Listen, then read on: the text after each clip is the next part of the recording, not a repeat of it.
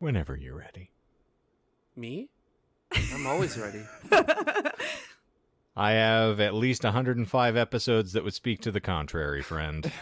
That's very true. Where am I? You said you like fans and It's still my fictions favorite. and So, you guys like fan fictions, right? So, we're going to do another fan fiction for you, and it's going to be great. We're actually doing an entirely separate fan fiction today, and it's actually based off of Harry Potter, and but it's not as grotesque as all the other fan fictions. It's actually even more grotesque. It's more fiction-y than the fiction you've ever fictionalized in your fictional dreams. Do you know what's stranger than fiction is that the baby from the cover of Nirvana's Nevermind is suing now for child pornography, claiming that he couldn't have possibly given consent to having that picture taken, and then it's ruined his life.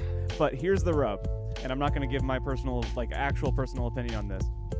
Keep in mind that in 2016, and this is not a fucking joke, he recreated the picture for the anniversary of the album. He did it for the 10th, 15th, and then I think the most recent, or the 25th as well. So you gave consent then. He wore swim trunks every time. Oh, I want to see his big fucking hog. Well, it hasn't changed, and that's why he's upset. Aw, shucks. My dates know what they're getting You know into. what I say to anybody? Whenever this topic gets brought up, I just say, never mind. Hilarious. Heil, Cumslingers, and welcome to the Disinformed podcast. I'm Shane. I'm John. I'm Michael. I'm Courtney. And on the topics of microphallus, Michael. Hello.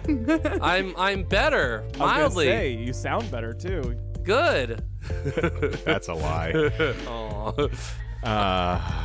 So, for the uninitiated amongst you out there, what we typically do on this show is we dive into a random esoteric topic, and in the course of explaining it to one another, we will leaven in the occasional lie, because that is the shtick.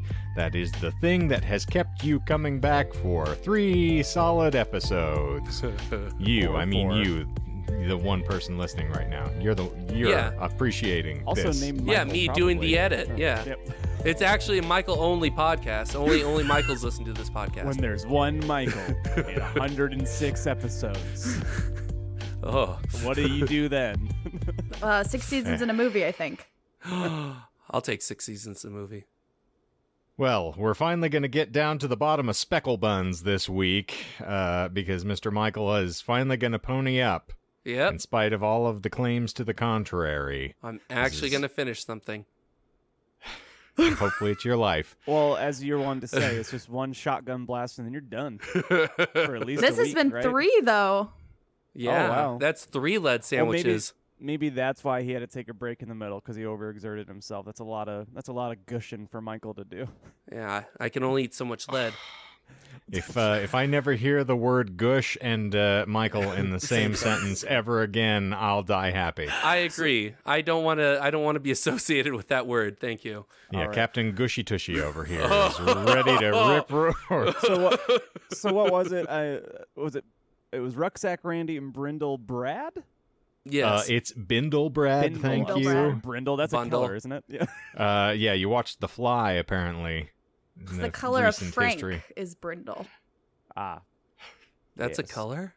Huh. It's multiple get with colors. it. It's a The pattern. more you know. Oh! You're doing the hand thing again, and no one can see the fucking hands, I Michael. don't care. I was doing the more you know sort of symbol. The more you know. Or it's a Yeah. Symbol? I don't. Gesture? Sure. Let's go with that word. No, he's referring to the NBC ad, that's Yeah. got the little more sparkly you bit know. that flows across the Yeah. All you Gen Zers, Gen Zener. you Zoomers. Braziers? Oh, no shit. You Braziers. Oh, The I'm not youths in their ready. Braziers. This is the night I was gonna say, that this is gonna Michael be a- finally dies at the wheel. It's going to be a fucking rocky conclusion to this story. Jesus, take the wheel. I can't drive. By Rocky, you mean the guy from The Mask? I was thinking horror picture show, but Jesus.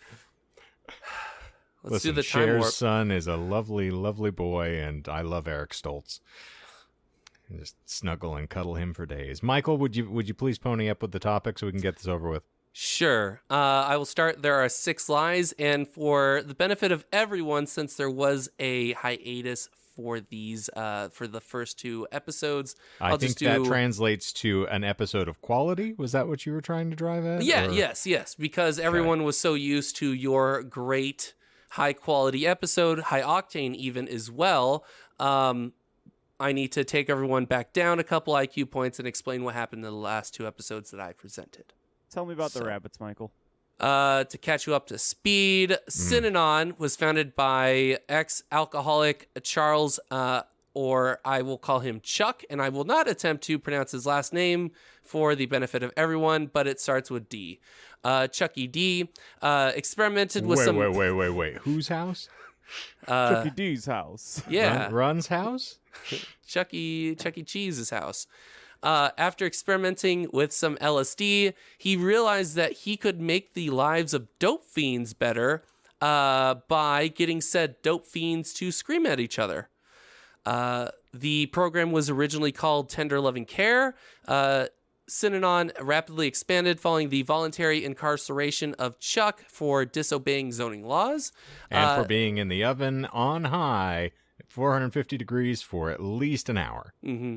Any longer and you'll start getting too crispy and too dried out.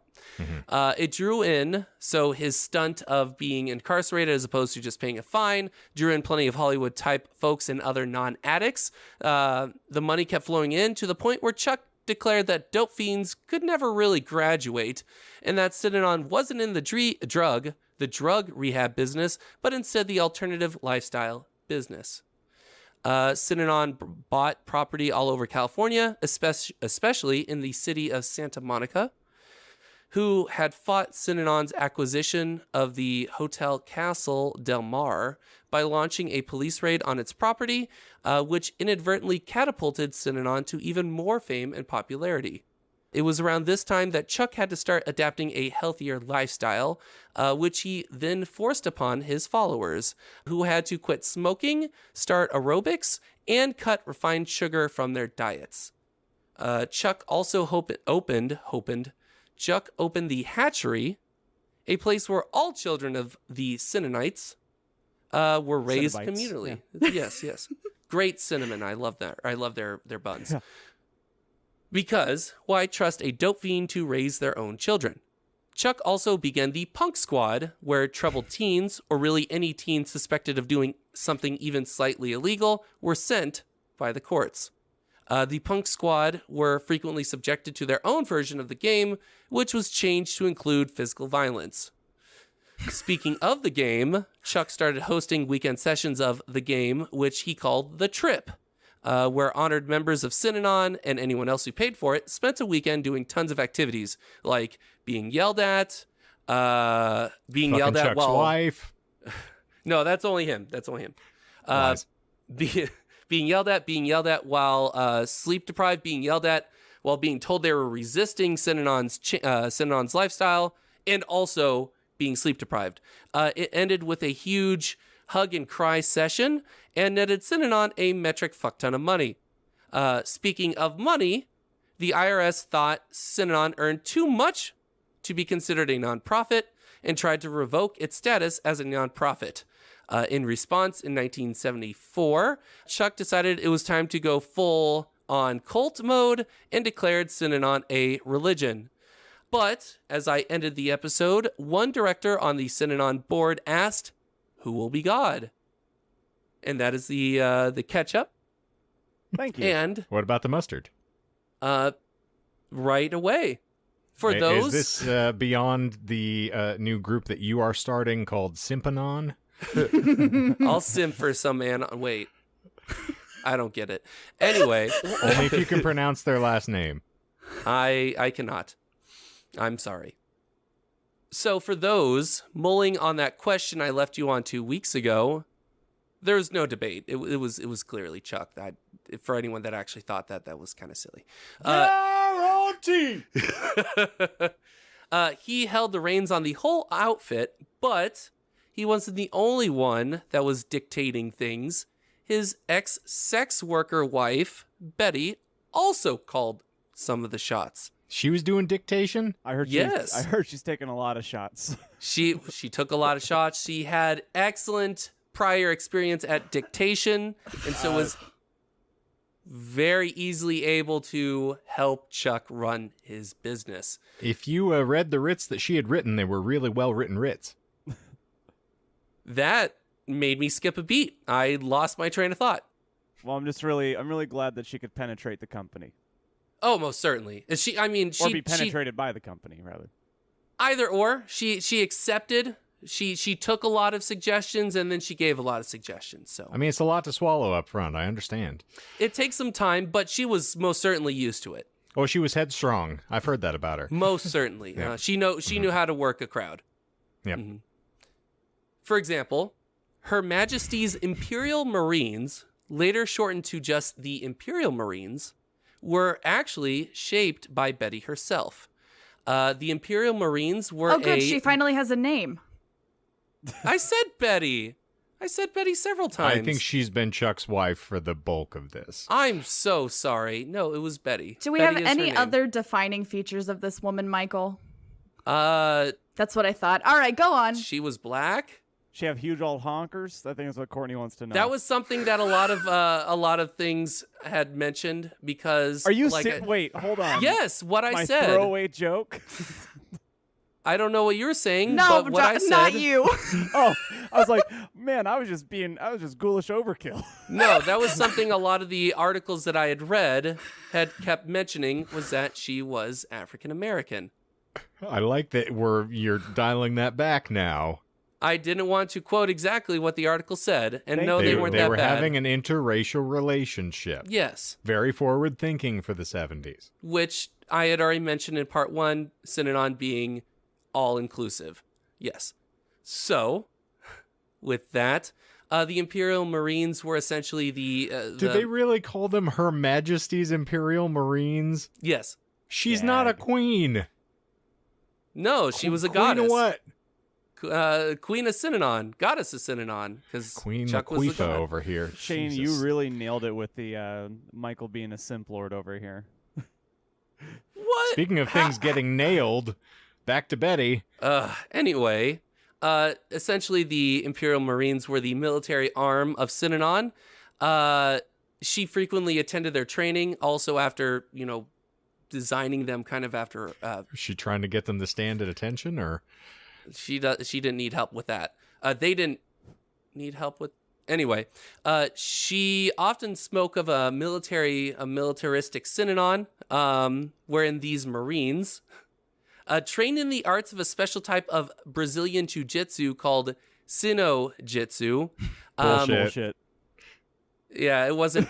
The fuck out of here, Michael. So I wanted to add that because I knew it was an easy bullshit lie to throw. But they actually were trained in their own version of karate. Yeah, I was gonna say jiu-jitsu was not that prevalent back then, my friend. That was still in the formulated stages. But Oh, okay. Well, I'm glad Good I threw call. that out there. Yes, it was actually called Sino-do. And it was a type of karate. And I'm not doing a lie upon a lie. That was what I had seen. yeah, it was the called. Synanon is what you use to make the bun. Yeah, I thought that was Exactly. the bakery. No, well, they originally coined the term, kind of how like Chuck coins a lot of other terms and stuff like that. But because they didn't copyright it, other people were able to take that term. So actually, it was the Synodo. Yes, it was the capital T Synodo. Okay. Yes. It was a special type of martial arts. I couldn't find any details on it, like where it was actually derived from, but they said they practice a special type of martial arts called Sino-do. So there you go. So you just scream at somebody across from you in an aggressive stance and hope that they give up? Well, based off of what we're going to read about in a bit, I think you'll get an idea of the kind of martial arts that they do. So yeah. A newsletter explained, in response to forming this branch of Synanon, a Synanon newspaper explained, we're concerned about the rising crime rate. If trouble should occur, we're prepared to handle it. So, as to what the trouble means, we'll see in just a little bit. They're worried about the crime rate amongst junkies living in a commune together. Yes. Also having been raided by militaristic style incursions previously. Yeah. Bullshit. No, that was what they said. That was their justification for forming a military arm of Synanon. They also had extensive, and I can't remember if I mentioned in more detail later on, but they had extensive amounts of guns. At one point, they had bought, I believe, some sources said $200,000, another source said $300,000 worth of guns and ammunition from a single gun store. And they had hoarded that all at their properties. So they bought the gun store, essentially. Essentially, yes, yeah. Mm-hmm. So, where was I? I skipped ahead a bit. I lost my place. There. One Betty, because she has a name and she is a person. Betty. She was a person because she died of lung cancer in April of 1977. When that occurred, you'd expect Chuck to grieve a bit, right? Nah. You know, losing a loved one you wanted to spend your whole life with is pretty hard. And so Chuck sought to protect his dear Synanites from that pain by declaring that all Synanon marriages were to last up to 3 years max, and they were to take up new partners to be selected by Synanon in what Chuck had called love matches. Oh my. I coined a phrase recently with Melissa that I feel like is appropriate given the context of this conversation. It is live by the sword, die by the dick. And I think poor old Betty seems to have fallen prey. Now, I know we've been a lot better about not doing tangents here, but that's a lot to drop with no context. That was the whole thing that I had read. Pretty much around the same time his wife Betty died, he wanted a new person. Oh, no, sorry. I was talking about He was referring to me, Shane's- the interesting conversation. Oh, I'm sorry. I just live by the assumed sword, the wrong die things. by the dick. Live by the sword, Yeah. die by the dick. Yeah. You've never heard of that? Something I guess live not. by. Okay, well, I'll I adjust actually have it course then. embroidered on one of the other walls. I have been watching a lot of The Sopranos. I think the course of the conversation, I had actually told her I had gotten sick of breasts. That show has actually managed to talk me out of being in any way allured by It's 'cause breasts. It's an old HBO show, so there's Uh-huh. they it's they there wanted everywhere. to earn You're their just- premium subscription by showing nudity as much as they could. Just swimming in a sea of really bad implants, and after a while, it's just you're anesthetized to it. I just had absolutely nothing, and yeah, so it's, That's tough. mhm. I feel for you. yeah. We're here for you. I'm We're here bereft. for you. Firm. Yeah. Yeah. Up Tits Creek, as it were. I'm sorry. Leading up to said love matches, Chuck actually had let Synanites apply for the esteemed position of his new wife. 6 women had No. applied. Yes. Yes. 6 women had applied, and Chuck, who was 64 at the time, took Ginny Shorin, a 31-year-old teacher at one of Synanon schools. You know what's Was- fucked up is that if this was in today's times, they would film it and people would watch it. It would be like a fucked up version of The Bachelor. I was about to say, did he get Chuck Woolery to come in and host the fucking dating game for this as well, just to have Chuck squared? The fact that your eyes widened after that, and that I'm just introducing I thought this about idea that. to you. I mean, it makes sense. I mean, he did Love Connection and all that, and the 2 and 2 and all that stuff. I'm hip. I know Your those brain references. is a mystery to me. I watched Chuck Woolery a lot on Lingo. I can't pronounce his fucking last name. Okay, I'm sorry. I've never have, and I never will. I've really tried a lot to just be nicer. You know, I'm trying to take the Shane page, but there's some things I can't let you get away with. And that was one of them. You're trying to speak fast so no one would catch it. It just made it worse. Chuck Woolery, his Love Connection. Now that's racist. I'm not gonna sit What? still. I'm not gonna sit still for that. What? Don't rile him up. Just let him. Firstly, on top of this, the fact that you just called someone Guinea and you're thinking that you're just gonna get away with it. I like, said or Ginny. That's our who word. the fuck says Guinea, Michael? don't Have you know. ever met another human being on this planet by the name of Guinea? I don't know anyone. ask you- I keep to myself. I don't know people. Before you get back on topic, do you pronounce it Gina or Gina? I pronounce it Gina, based off of Guinea. Haven, Duh. Gina, Haven. Oh no. So, You said live by the sword, die by the dick. The year I'm getting prior, that on a shirt. I'm telling you, it's I it's love my new it. phrase. That needs to be one of our shirts. So the year prior to Betty's death, Chuck needed to get a vasectomy as part of a health procedure. Can you and the guess? betterment of humanity at large, I think. Yeah. Can you guess what Chuck suddenly thought was a good idea for Synanon as a whole? Everybody should someone- get one. Yeah. He actually banned any more children from joining Synanon's hatchery. And that is not bullshit. That is not bullshit. He banned any more children from Synanon's hatchery. Wow. Essentially kinda get stating no that. more babies. I mean, Yes. I hate kids, but yeah. Men got vasectomies either willingly or were gamed into it. Essentially, they would be forced into many repetitive versions of the game where people would just scream at them to get vasectomies. And it Michael, gets worse. when do you get to play that game? I think he's already playing it. Oh, perfect. You have to have balls to lose them. Yeah, that's fair. And women were harassed or even in some cases forced into having abortions. The worst case being at 4 months pregnant.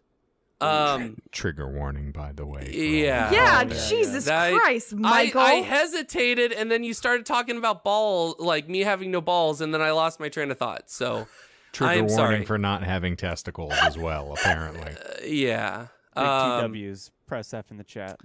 At one point, Chuck had said about pregnancy, I understand it's more like crapping a football than anything Did you else. say crapping a football or grabbing a Crapping a football. What the is that? Did you make that up? It's fucking killed. That's not bullshit. That is not bullshit. He said that. He also said some other things about abortion that I'm not going to repeat here. Okay. Yeah. Now, here's the thing. In prior cults that we have studied, or at least discussed, there is some form of je ne sais quoi, right? Where the people are at least alluring and they have a little bit of, what would you call it? Charisma. Yeah. That actually manages to manipulate people into following them. This guy sounds like just a loudmouth chuckle fuck, and I cannot fathom how any human being, drug-addled or no, would be like, this man's my leader. He's inspirational. Well, So you're saying definitely... you wouldn't join John's cult then? Right? I mean, technically, John joined my cult, unfortunately. It's just... Yeah. You're right, though. Not a lot of people really were copacetic with the whole, vasectomy thing. Chuck didn't care. I was fine with unrefined sugars, but this is fucking nuts. This is bullshit. I could Yes, cut they are nuts, cigarettes. actually. I can cut sugar. I can do aerobics. I can shave my head. I can be screamed at for hours a day. But I can't crap cutting out my a balls football? off, no. That's the line. Actually, at one point, a member told Chuck to his face, "I'll give you my life, Chuck, but not my balls," which is true. Before anyone calls bullshit. I would do anything for Chuck, but I won't do that. Yeah. Yeah. In 1978, after reconstructing Home Place, which was his own luxurious mansion where he and a lot of the upper echelon of Synanon would live, he decided again to move his home and to actually purchase property in a small town called Lake Havasu City in Arizona. Yes. This time, though, his new home also became a private corporation called Home Place Incorporated. This new property was going to be used as a sort of boot camp for newbies before they were moved to other older Synanon properties. Synanon would pay Home Place Inc. with donation funds from various companies and stuff that would give donations, and Home Place Inc. would then pay Synanon elites or Synanon upper echelon people, including Chuck. So it was a pretty easy way for them to funnel donations into their pockets. So that's the Project Mayhem of Synanon. Yes. Yeah. All in Lake Havasu, which was, I found, absolutely fascinating. I'm not shocked. Is that actually true? Did it happen in Lake Havasu? It did. It did. He teased actually. it last week, so yeah. I'm assuming that that was gonna. Didn't know he was trying to pepper in a lie early, and then or plant it, and then. No, I couldn't do that much forethought. The most forethought I can do is I have an accident the first episode, and then I make a lie about it in the second one. So, a mistake, if you will, an oopsie poopsie for other people. So. Chuck didn't ban all children, just the ones being born. The punk squad was still up and running, doing the usual stuff that they do, like beating up and verbally abusing teens. However, since the punk squad was run from Tamales Bay, the ranch out in the middle of nowhere in California, and the ranch was located, like I said, out in the countryside, it offered those poor teenagers a chance to escape, and so some tried.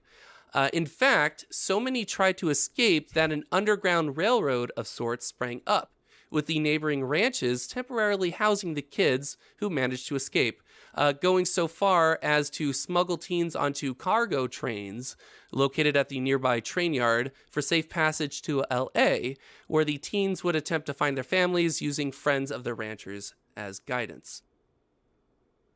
It didn't last long, though.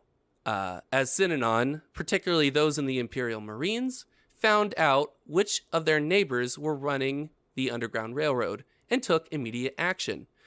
In one case, a rancher by the name of Alvin Gambonini was beaten by a Synanite mob on his own property in front of his family.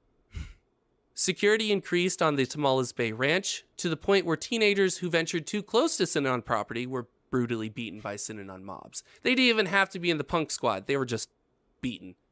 Believed trespassers onto the property were taken to the basement of the Santa Monica Casa del Mar Hotel and were, air quotes, worked over on the directions of the head of the Imperial Marines. I just still can't get over how stupid of a fucking name that is.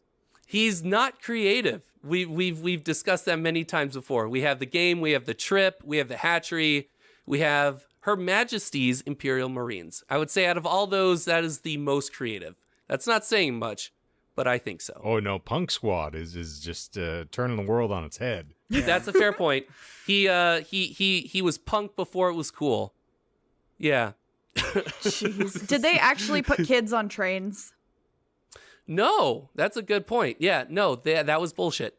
No, the ranchers would typically house the escapees for a little bit to get them on their feet and then buy bus tickets for to their hometowns. There was no actual bindles? No, there was no smuggling. Nope, no smuggling onto cargo trains. No, I even wanted to go like far and like mention hanging out with the hobos that were on the trains going through there, but I was like, nah, that would be too obvious. And then they developed together the Hobo Code. And then they fell in love. Forbidden love, because one had a family and the other one didn't want one. Let's see.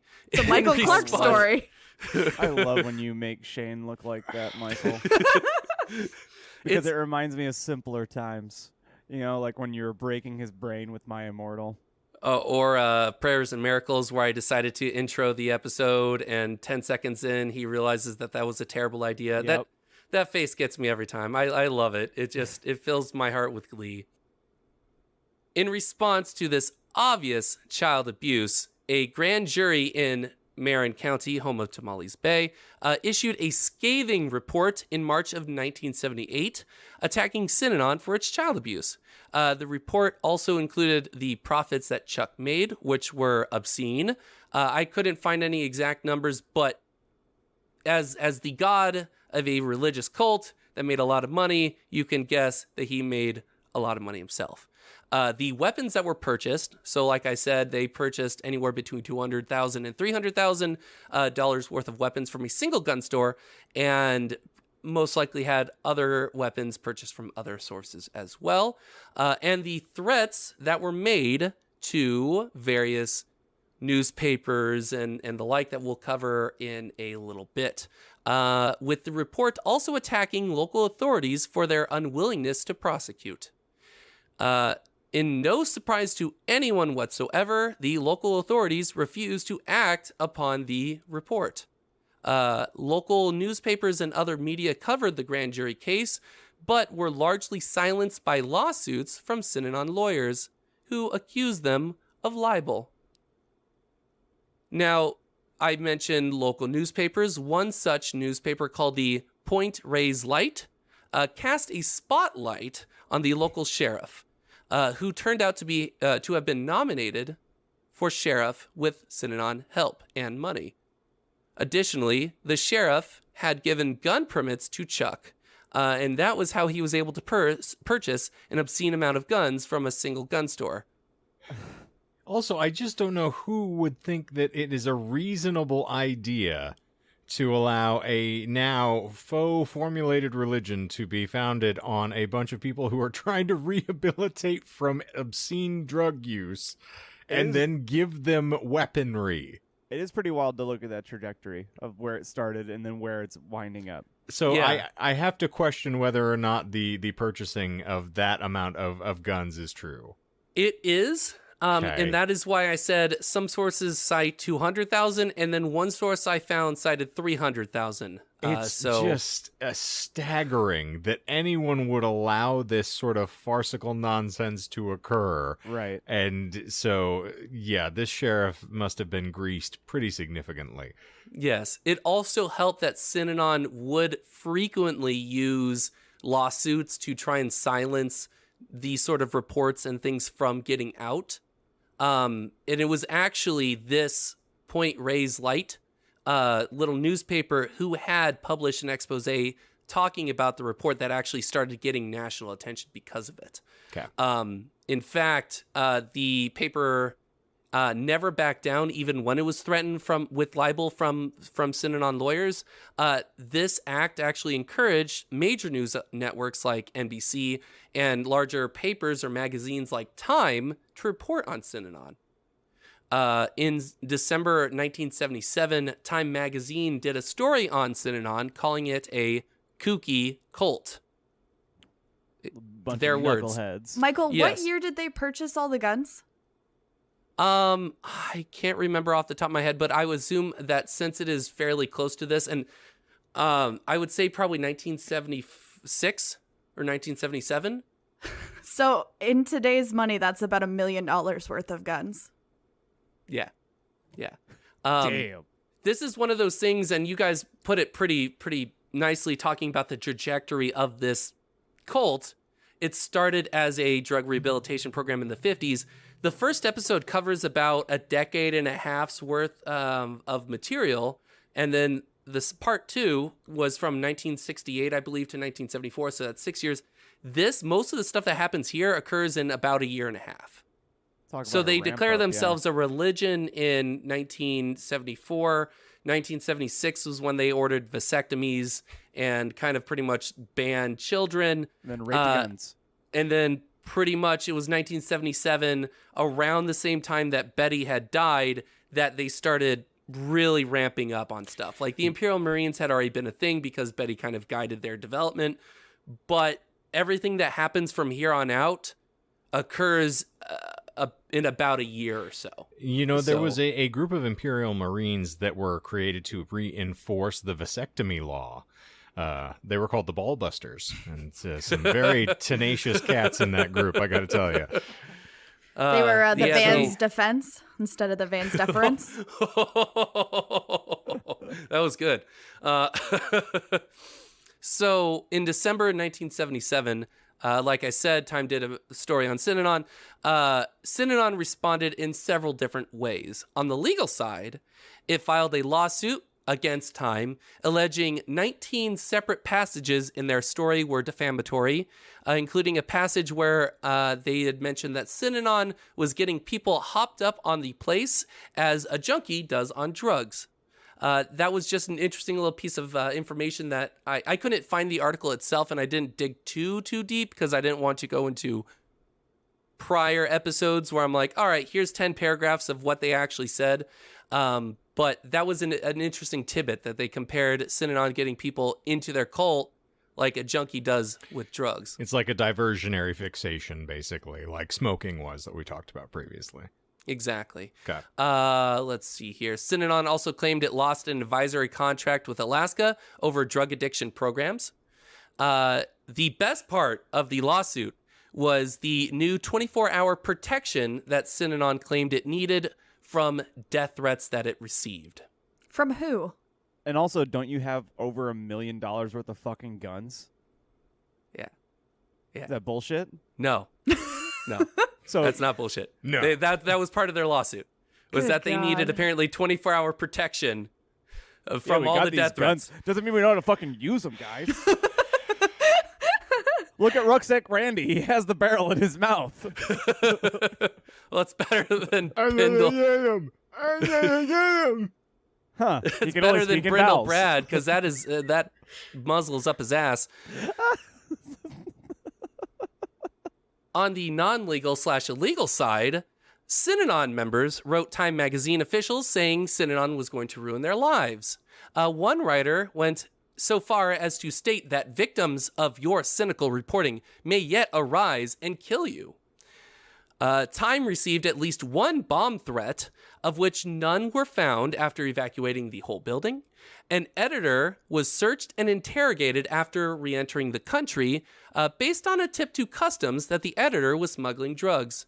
The editor was then confronted by 2 Synanon members outside his home who told him they were going to ruin his life.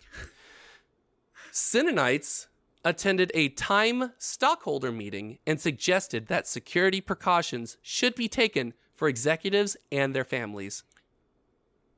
That seems a little bit too far afield, my friend.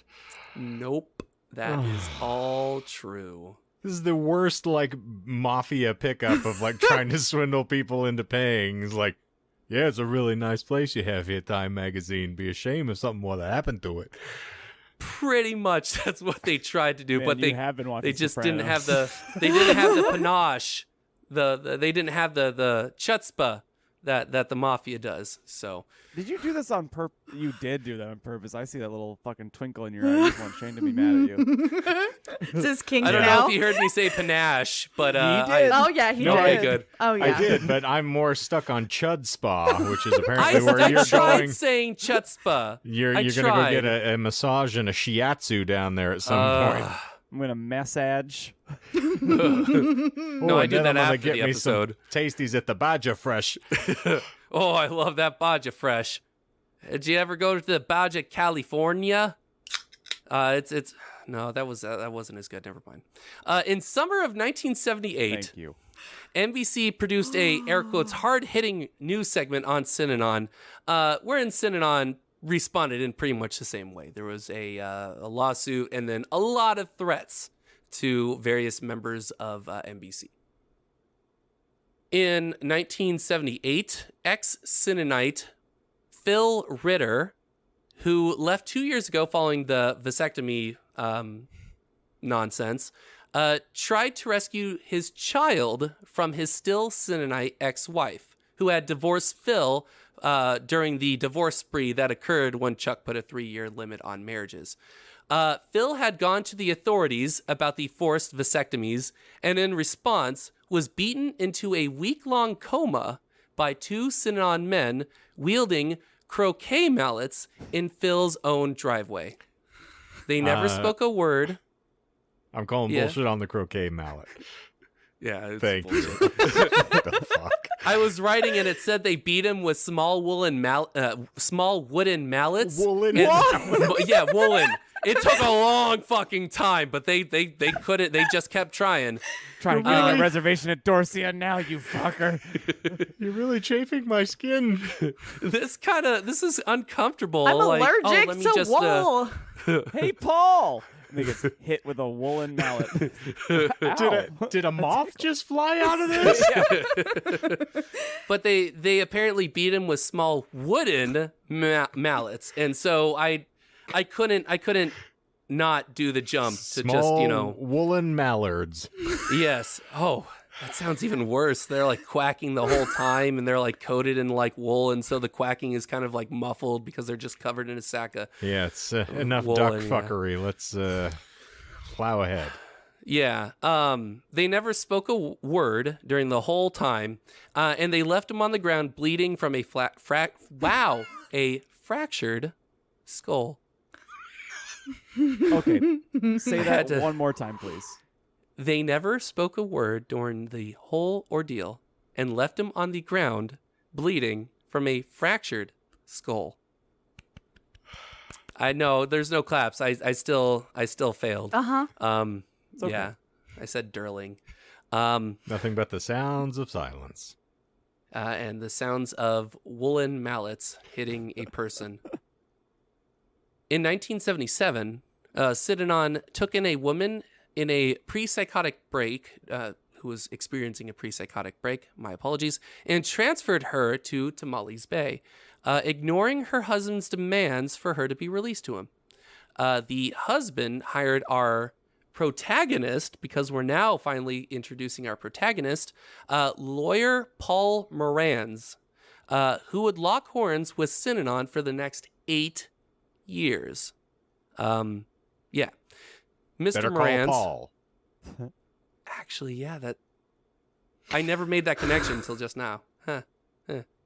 Mr. Morans, a lawyer with prior experience dealing with religious cults, fought with Synanon in many different cases, from one involving the woman with the going through the pre-psychotic break, to a grandmother trying to get her 3 grandchildren out of Synanon after their mother died in Synanon's custody, and the father had taken off. Morantz got the grandmother custody, and it took 13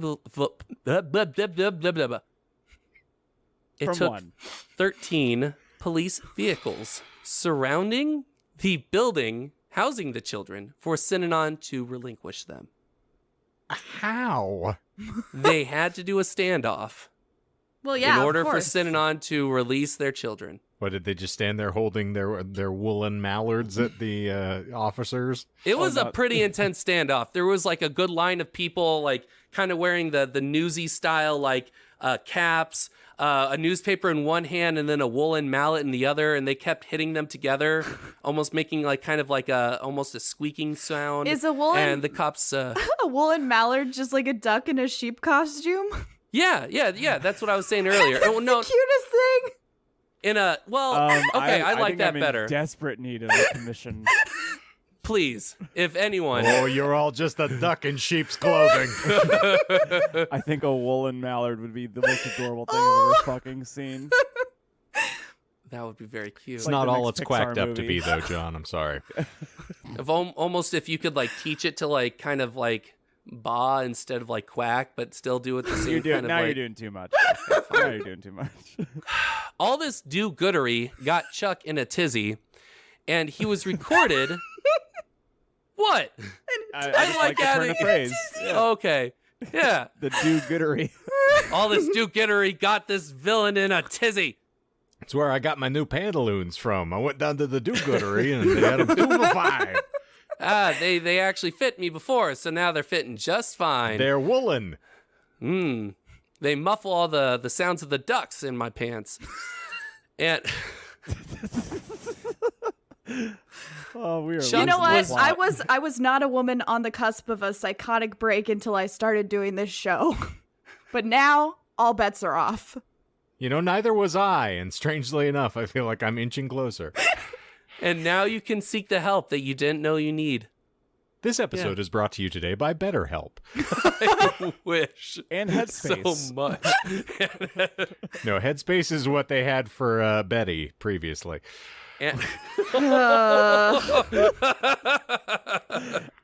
I need an adult. I'm in danger. So doing this too fucking long. Chuck was recorded asking Synanites if anyone would have the guts to go to L.A., where Morantz lived, and do something about him, like break his knees. We don't have any balls anymore, Chuck. You had us get rid of all of them. Someone bust his balls, because I don't have any. Some Imperial Marines decided on a different approach. On October 10th, 1978, Morantz was watching the first game of the World Series, the LA Dodgers versus the New York Yankees. he was relaxing for the first time in a while, having recently bought a shotgun to better protect himself, as he was constantly being given death threats by Synanon. During the 7th inning stretch, his doorbell rang. Thinking it was pizza that he had ordered, he opened the door to find the pizza box just left on the porch with the pizza driver nowhere in sight. Big pizza. Exactly. You know where this is going. Good God. Having already paid over the phone, he grabbed the box. Suddenly, the box burst open to reveal a de-rattled rattlesnake, which sunk its fangs into his arm. There's no way you could make something up like that, so I believe it. No, I don't think it bit him. Did it? It did bit him. Oh my! It did bit him. It done bit him. I tell you what. He was bit. Oh my God! Boomhauer is hosting this show now. Jesus. Yes, he was bit by the snake. Mm-hmm. You bit. You bit. You bit. They didn't have no rattler on that snake, and so he done bit him. Yeah, he didn't even know what hit him. We didn't know what bit him. Mm-hmm. You haven't bit me. You haven't bit me well enough to fuck me that hard yet. You haven't bit me hard enough. He cried out to his neighbors for help, yelling that he had been bitten by a rattlesnake. An ambulance was called, and he narrowly survived, spending a total of 11 days in the hospital, and later suffering from PTSD from the attack. So he never had pizza again? Nope, he did not. And then he banned pizza. And Chuck was like, you know what? That didn't work. Pizza's fuck your banned. Smokes, fuck your kids, and fuck pizza. Later on, Morantz dedicated his Synanon book, From Miracles to Madness, to Chuck. Dedicated? Dedicated. Dedicado? Reference? He has all of the things that plants crave. Yeah. He dedicated his book, From Miracle to Madness, to Chuck himself. So Morantz dedicated his book to Chuck because of Chuck's decision to use the Imperial Marines instead.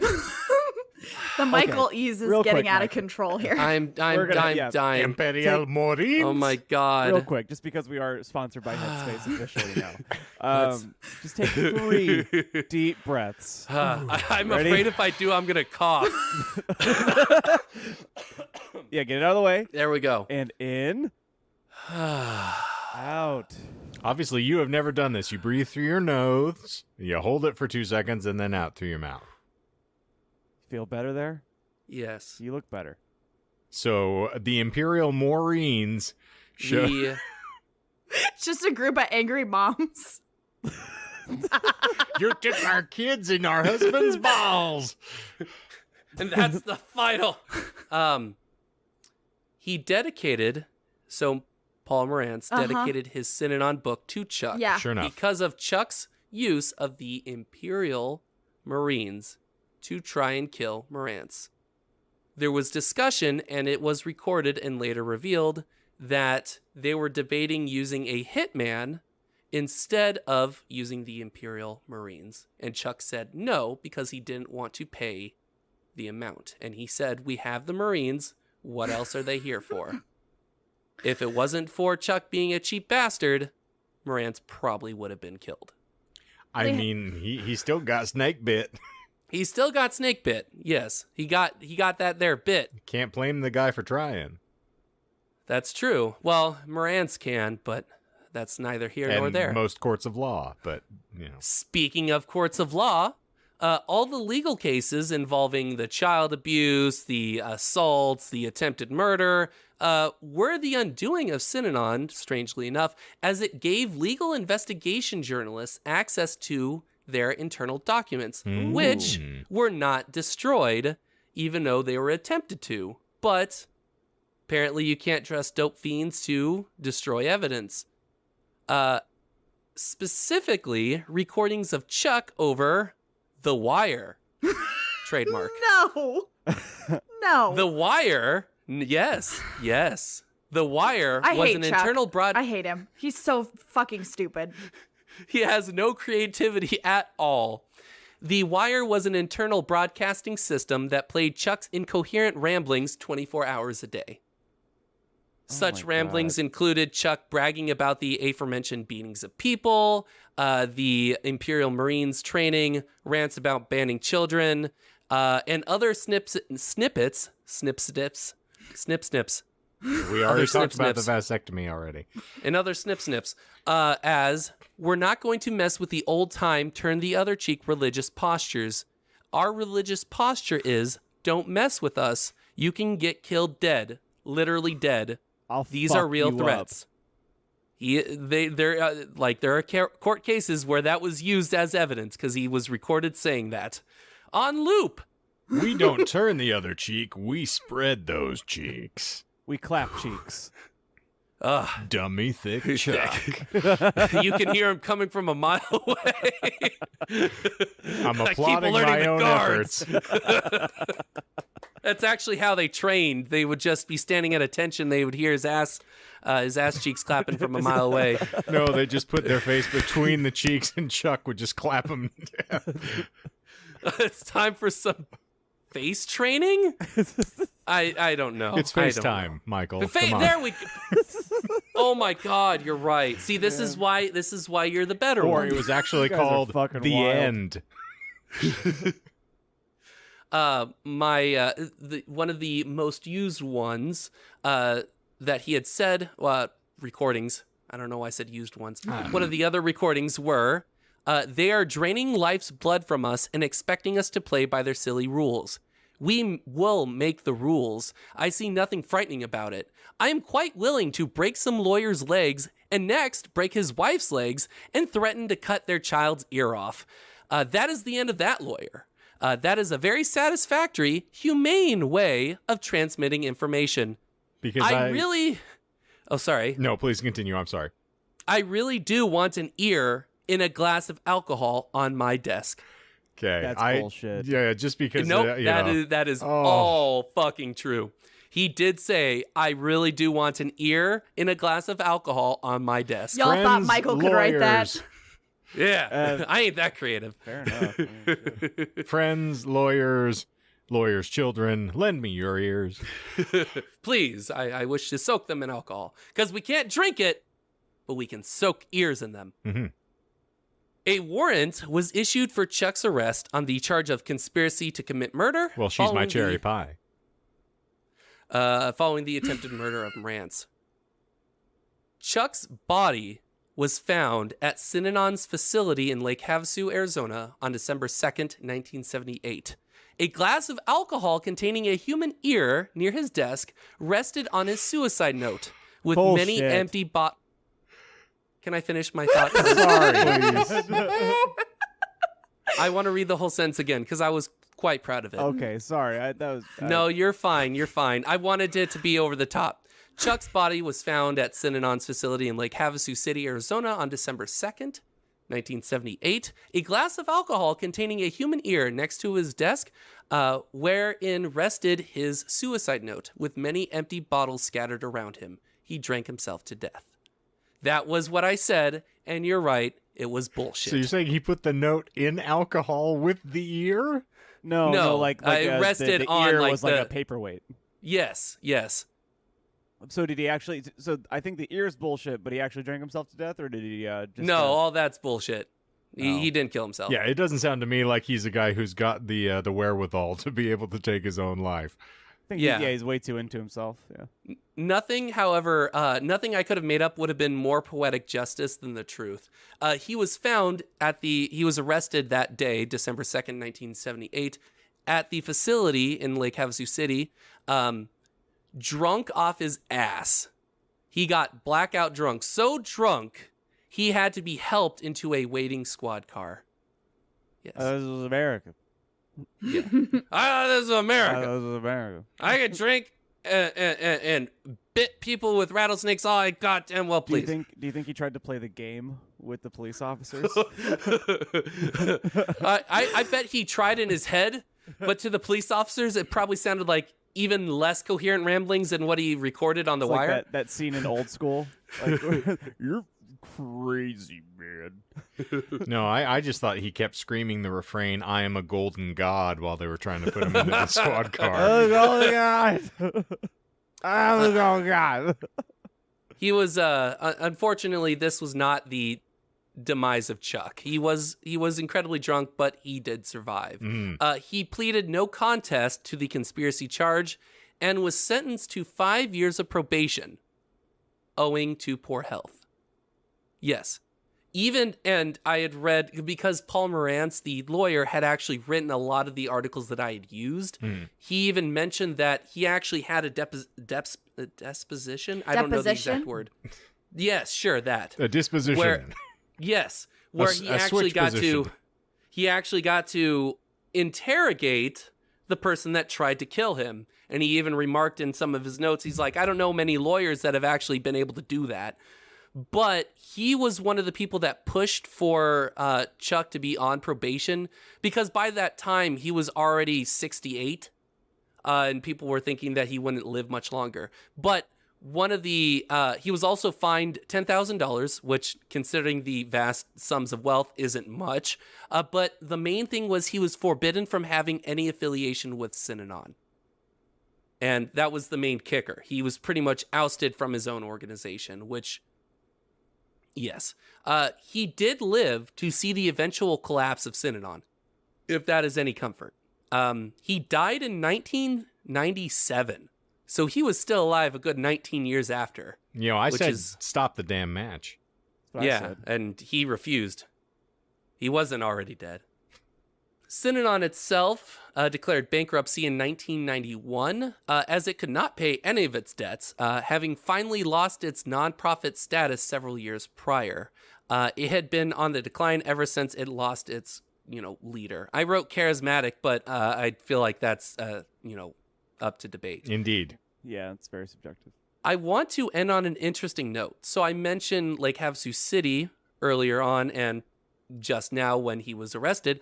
They actually had a news article by the Havasu News that described their new Synanon neighbors in Lake Havasu, because he was forbidden from interacting, they still carried on business as usual.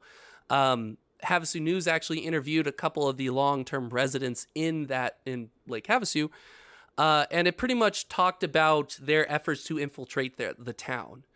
Taking over the medical professional, pretty much the doctors and everything, trying to control that way, and engaging in politics and purchasing more property. They were pretty much trying to run the town themselves. Synanites were instantly recognizable. Quote, the women wore long, very plain dresses.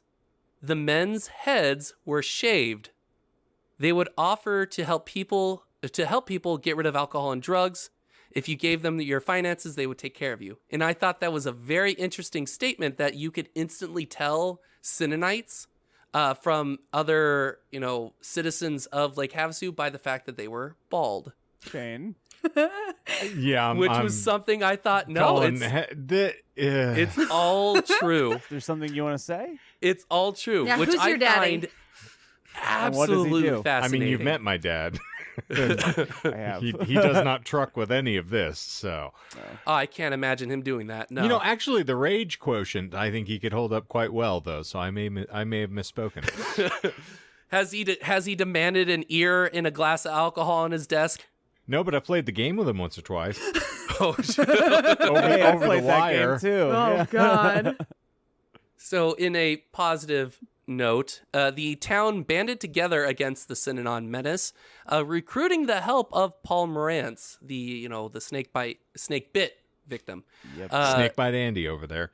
Yeah. As I had mentioned earlier, Synanon had founded a sort of private dummy corporation, Home Place Incorporated, in Lake Havasu, which concealed Synanon's wealth from the IRS. But it couldn't conceal that dummy thickness. The citizens of Lake Havasu City heard that clapping from miles upon miles. That's what originally brought MTV there in order to enjoy the spring break festivities. Courtney, I'm going to It was all that ass clapping that... I'm going to send you that video because I realized that the three of us watched it, Michael, Shane, and I, but I don't think that you know the reference of dummy thick. So we'll share that. Man. Okay. Yes. It's literally prime like 15 meme seconds, content. But yeah, you need to see it. Anyway, You get to meet the snake. Oh, yeah. Mhm. And not the derattled one. Yeehaw. Oh man, there's so many connections there. I just realized that. With enough prodding from Lake Havasu residents, Arizona itself, the state itself, investigated and found a recording that outlined the entire conspiracy, with the idea of funneling money into the private corporation and paying Synanon elites, the fact that they had newbies come to these facilities in Lake Havasu before they're shepherded off to other places. All of it recorded. This was one of the major incidents that led to the IRS revoking Synanon's tax-exempt status and ordering the organization to pay $17 million in back taxes. $17 million. After a denied appeal, Synanon was finally made to pay its taxes in 1984, a full 10 years after Chuck declared it a religion. Damn. And that is the history of the drug rehabilitation program gone alternate lifestyle, gone cult, gone wild. Yeah. Known as Synanon. I don't know if you've ever been to Lake Havasu, but it's a fairly small town. When they started purchasing property, there were 3,000 residents there. Okay, can you tell me what buildings were utilized here, or did they just have residences or smaller homes that they set this up in? Because, I mean, this sounds like something that's fairly gaudy, or at least audacious, that it's just, out in the middle of everything, and I can't envision what it would have been. That's a fair point. I honestly couldn't tell you. Because I dug through, because once I found that connection with Lake Havasu, I wanted to investigate further because obvious connections, and I thought that was insanely fascinating, where, if you're bald at Lake Havasu, you're a Synanite. Or a white supremacist, which is how I encountered most folks when I was there. Mm-hmm. But I could not find. I know that they had a lot of different properties in Synanon, or in Lake Havasu, but I would assume most of those were real estate. They only had one major facility there, but I would assume that was either slightly off the beaten path, so not in Lake Havasu City proper, but in their their district or zoning district or something to that effect. I'll just have to investigate and see if I can track down what building it actually was, or if there was one in particular that I can, get a frame of reference for. Yeah, I can even send you the article from Havasu News that wrote about it. Yes, it will be in the show notes also for anyone that is interested in reading further. But yeah, I can do that. I have contributed to that newspaper, oddly enough. Okay. Even better. I love these connections. Mm-hmm. I'm just tickled pink by it. So, before I get into the lies, are there any other stabs? Because I think you guys covered a fair number of them. But yeah, we did better than I thought we were gonna do. Like I've done in the previous episodes, I try and make some of the lies fairly easy because I don't like. It's fun when you guys actually poke them out. It's not fun when they're so esoteric that it's like, oh man, you should have known that it was actually the Los Angeles Dodgers and the Arizona Cardinals in the World Series or something stupid like that. The Cardinals are a football team. I know they're from and it's the St. Louis Cardinals, and that was completely that was my fault. I meant the St. Louis Cardinals, not the Arizona Cardinals. How about we skip ahead and you tell us the lies there, bud? Okay. So, the first lie was the Sinojitsu, which I was a little bit proud of. I knew I had to play on it because it was Sinodo. Yeah, it was cute. Yeah. I knew that it would be poked out, but it was just fun. Well, listen, that's what I. Oh, sorry. Sinodo has a lot of excellent lamination if it's baked properly. So yeah, true. Yeah, beautiful. And you don't even have to pay royalties to Synanon because they are bankrupt. Though I did find it interesting, they still have a branch operating in Germany, a branch of Synanon, but whether or not it's actually really affiliated with old Synanon or if it's, just using the name or something like that, I didn't really want to dig too much deeper in. It's just a vasectomy fetish group. I mean, it is Germany, so you can never be too sure. I wouldn't be fucking surprised. My next lie. I said Chuck needed to get a vasectomy as part of a health procedure, and he thought it was a good idea to ban just children in general because of it. He never got a vasectomy. Even after forcing Synanites to undergo the procedure. The child ban and subsequent vasectomy. Nope. You say that word right. Don't. Subsequent. The subsequent. Yeah, subsequent. Thank you. The child ban and subsequent vasectomies. That actually came about from a long rant of his. He said, which was also recorded and broadcasted on The Wire. Chuck, no. Yeah. There's no profit to this community in raising our own children. Every baby that we indulge a Synanon female with takes up a bed and somewhere between $100,000 and $200,000 worth of energy. Later on, in regards to the child ban, Chuck would say, nothing is sacred just because it's been done for 1,000,000 years. I mean... John's like, sign me up. I'm actually coming around to his way of thinking on some of this. Just when I thought I was out, they pull me back in. How can I join that German branch of Synanon? You know, just when I thought I was out, I pull back out again. Just to make sure. Double tap. Wait, never mind. That's the opposite. The third lie, you guys caught smuggling teens upon cargo trains. That never happened. They would just buy a bus ticket for them back to their own hometown. Okay. Oh, yes. wow. It wasn't anything crazy. They housed them temporarily and were like, let me buy you a ticket. So the new name is the Underground Greyhound. Ooh, I like that. You were just naming shit left and right. Yeah, today. you're on fire. Well, I need to go see a doctor. I'm sorry. You're smoking. Somebody stop him. The fourth lie, the croquet mallets, which, again, it was one of the, like, I like coming up with a couple of creative lies, but then there are other ones like the Synanon or the small wooden mallets that I'm just like, okay, there's references here. I have to do something stupid. Jessica, It's if you're fine. listening to this, Please. make it happen. Ducks. Or Steve Steve N. Steve. I know that we're not supposed to talk about him anymore, but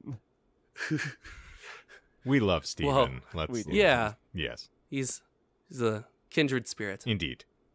That was the fourth lie. The fifth lie, during the seventh inning stretch, he answered and got pizza. There was no pizza. It wasn't actually, this is what I wrote. It wasn't an extra sausage pizza. Morantz tells the story. Say extra sausage pizza. I wrote that. I will share my screen and write it. No. Yeah, but you didn't say it. No, I said it in the explanation. You know how I always have the explanation for the lies.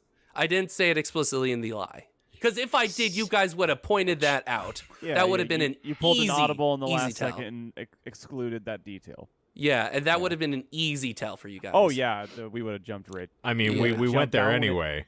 Yeah, yes, you did. And you knew we would. Yeah, and I loved your comment, John, that you were like, you know, this sounds too crazy. I believe it. Classic.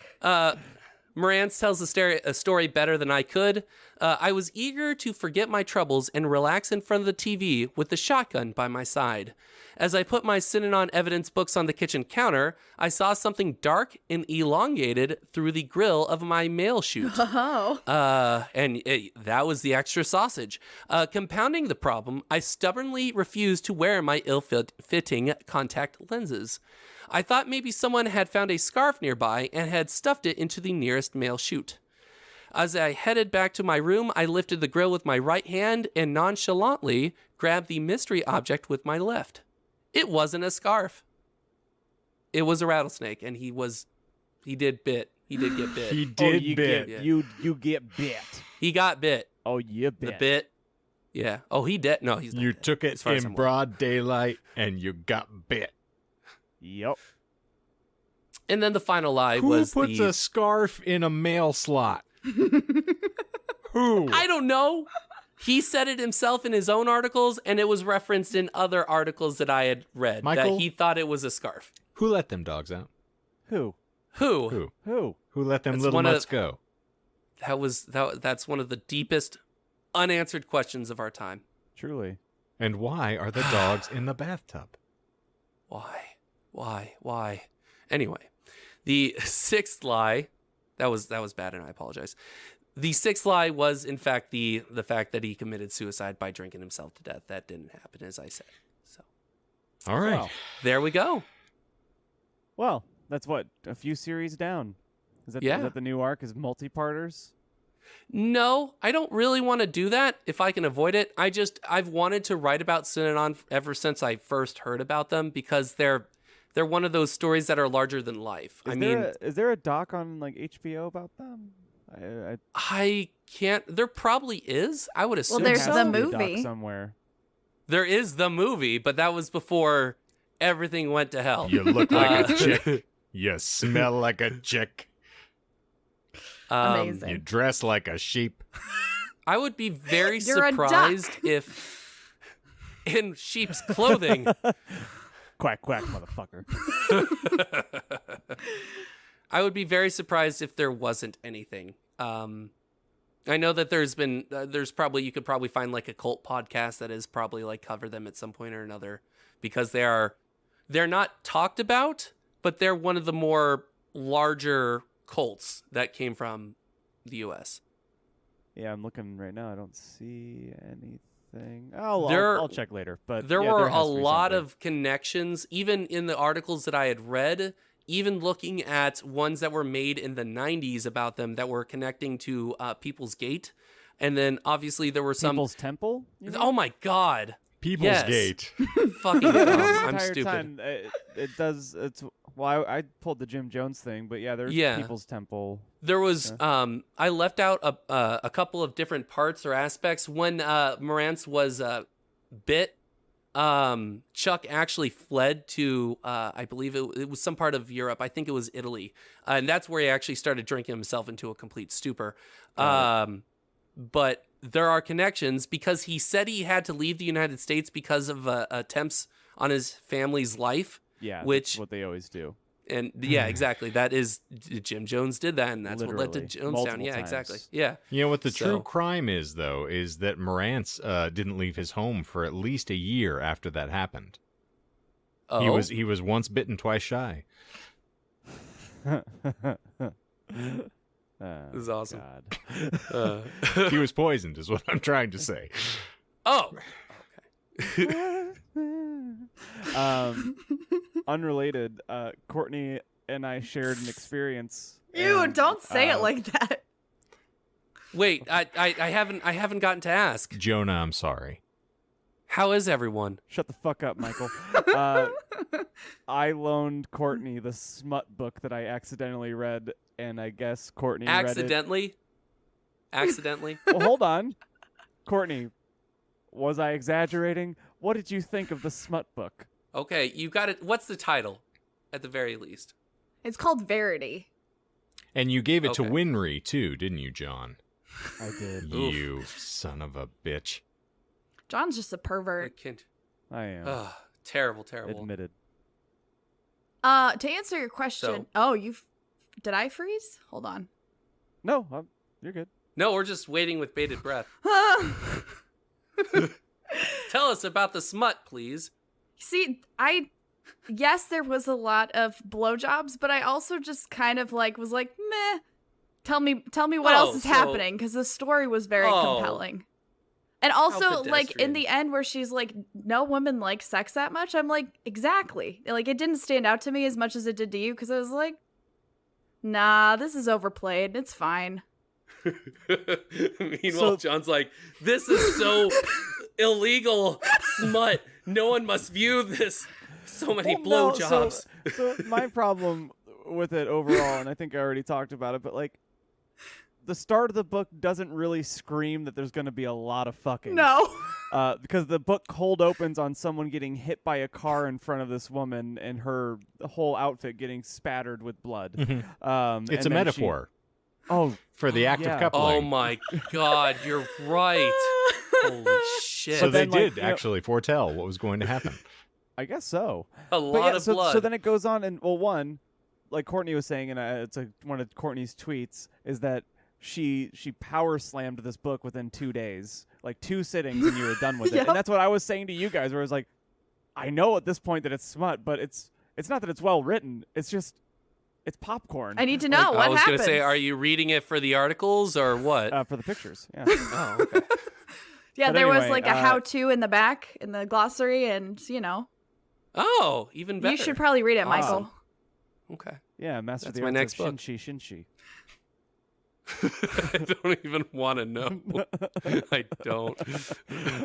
But anyway, thanks for sharing the smut.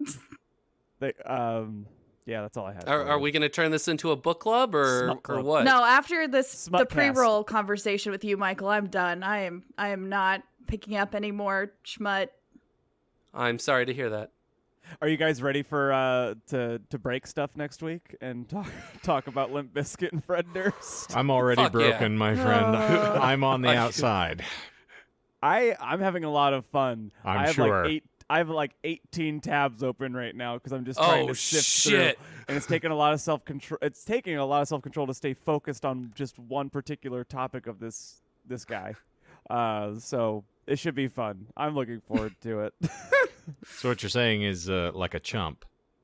Like a chump, eh? Hey. Do you guys want me to do all of the Fred Durst quotes in his voice? Oh, absolutely. Duh. Yeah, Okay, this is a voice podcast, Okay, so obviously. I just wanted permission. Now I'm going to do it. I just need consent. Well, in that case. Did That's anybody all do the you had to homework? say. Yes. Yes. That is an No. After Dark. So that is going to float over into the postscript, and I didn't expect John to be here for that anyway, so we're perfectly fine. Not gonna lie, kind of forgot about it. I know my audience. So, in case those of you who are listening now don't have a clue what we're talking about, last week, Courtney had asked whether or not we wanted to take the psychopath test to determine who is the crazeball amongst all of us, the madball, if you will. And I took it, Michael took it, and Courtney took it, and John was not here. I tried on my phone and it wasn't working, and then I was like, I need to go up into the office to do that, and then I haven't been in my office in like 4 days. So I figured out what John's shtick is blame the technology. My I'm Google not Doc blaming the broke. technology. The phone didn't open it for me. Hey, It that literally was wouldn't my register my shtick. responses.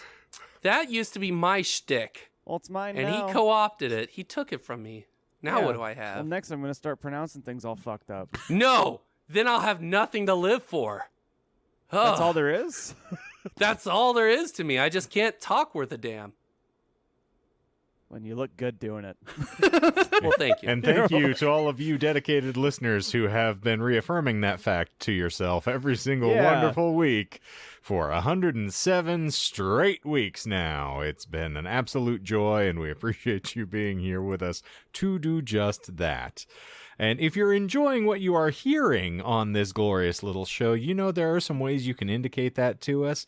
If you go into your preferred provider app, you can give us a little rate and review because we would love to hear from you. It gives us, that tasty data to confirm to people that we are worth throwing money at, other than the good folks at Shave My Balls, who, I am sorry, we are not paying for your silly shit so that you can advertise with us. If we have to block and delete one more of your silly fucking messages, I swear to God. I mean, I know I'm hairy. I get the point, but I already have a classy ball trimmer that I utilize. It's called John's Mouth. Yum, yum, yum. Oh, I eat the scrum. Indeed. Yes. Yum, yum, yum, eat the scrum. Yum, Scrum, yum, scrum. yum, I eat the scrum. Yep. The Chuck Tingle story. But also, we have weird, wild stuff winging your way every single wonderful Wednesday, except this last one, because who can be bothered? And that is on the tubes of you at 10 a.m. Mountain Time. And you can convene with us this Wednesday, and you can hear the outcome of the psychopath test that we all engaged in, and it's going to be a lot of fun. And of course, in the show notes, other than Michael's harebrained resources for this glorious little show, you also have our link tree where all of our socials are located, and you can follow us wherever you prefer, or nowhere like you have been doing. And we'll go. Our heart will go on. Yeah. We'll survive. I'll never let go. As long as we know how to love, Michael's pronunciation will not thrive. And even if he goes crazy, I'll still call him Superman. Okay. like the story that your coworker told me when I picked up the pizza on Monday. Michael has a history as a Superman. Because he's Psycho Michael. I actually can't recall what story he had mentioned. Was it the one where I showed up blackout drunk when I wasn't working and I proceeded to take pictures with all the customers? Yes, that one. Okay. Is this your coworker who is also offering to pay you $5 American and a box of fucking chiclets for people to make artwork for them? No. Oh, okay. So it's another classless son of a whore. Yes. I mean, that's all we. That's like literally That's on the the application requirements. That's one of them. You got to be. Are you a son of a whore? Welcome to Horny Howie's. Yeah. So tell us about all the people that you were inappropriately hugging. What's happening? That seems like. I don't remember. Like I said, I was blackout drunk. This is also like 7 years ago. So I wasn't even there. And you just woke up? Yeah, everything. I don't even know what am I doing? Like, what is this? You've been doing a really good job. Apparently so. Shit. And Courtney, I feel guilty that I didn't do that test. So even if I'm not on the recording, I'm going to take that test and I'll send it to you guys tonight or tomorrow morning. Perfect. Michael, did you get that Howie special complete? I don't fucking know what you're talking about, man. I've just been back here for like 4 fucking hours. I've putting together these pizzas. I was just trying to get them because I wanted to have some pizzas to share them.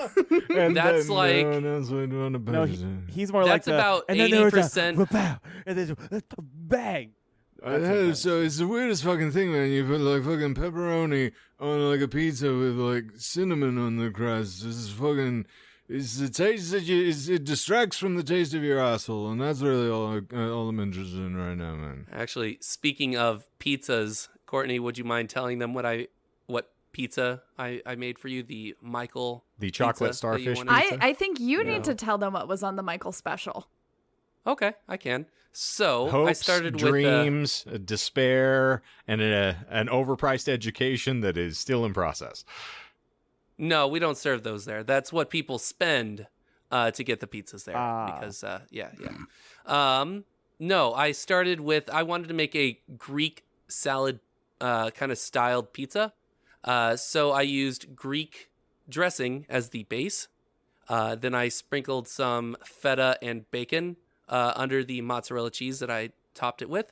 And then I added, I believe it was green pepper, red onion, and tomato. And then I cooked the whole thing. And then once it came out, I added diced cucumber on top, cold. And Courtney? It was really good. It was the only thing I would say it was slightly salty, and I don't want to know why. But other than that, no, there was the feta and the bacon. Okay, feta okay, and that bacon. makes sense. Yeah, a okay, little salty. Okay. Otherwise, quite good. I do know what I'm talking about from time to time about pizza. Nothing else, but about pizza I do. So, from time to time, Shane. Time after time. Just because I mentioned pineapple pizza once doesn't mean I don't mention pineapple pizza all the time. Float back to our common disclaimer here on the Disinformed podcast. We do not reward attention-seeking behavior. But I got a free pizza. I haven't gotten a fucking free pizza after 3 years of suffering this fuck's mealy-mouthed excuse for presenting a podcast. I still, no pizza. Not once. Not ever. And I will resent you to the day you die after I suffocate you with Snake's dummy thick butt cheeks. Ooh, what a way to go. You're gonna get the end. And a little FaceTime from Chuck. Oh, I do have to. No, go ahead. You have to what? I have to tell I was Michael. wrapping up, so if you want to get it in, get it in. That we took the pizza to a bar that we frequent, and a girl across the way was like, Hungry Howie's, like, nobody eats that anymore. Like, I haven't seen that in like 10 years. And I was like, yeah, I know, we don't eat it either. It's just it was free. And she was like, is anything really free? And I was like, no, you have to talk to Michael to get one. And she was like, yeah, that sounds bad. And I was like, oh my God, you haven't even met Michael, but you know. And she was like, it's just Michael's, man. And I was like, damn. Yeah, that's fair. As someone with that name, I can attest. You don't want to talk to us. Apologies to superfan Except Michael, who we would all love to talk to. He is the exception. Length. What a kindred spirit. What a beautiful man. He's not a kindred spirit to you. No, he's not. That's fair. That's fair. but a beautiful man nonetheless. All right, well, anyway, this is going to wrap us up like some poor crackhead's face in Chuck's butt cheeks. So that means this is the end, my friend. Oh. Thank you. So, for the child-free, Disinformed podcast, this week, with the exception of those that were cucked into it, I am Shane. I'm John. I'm Michael. I'm Courtney. And thank you for joining us for Synanon this week. And zip-a-da-zoop, we're out of here!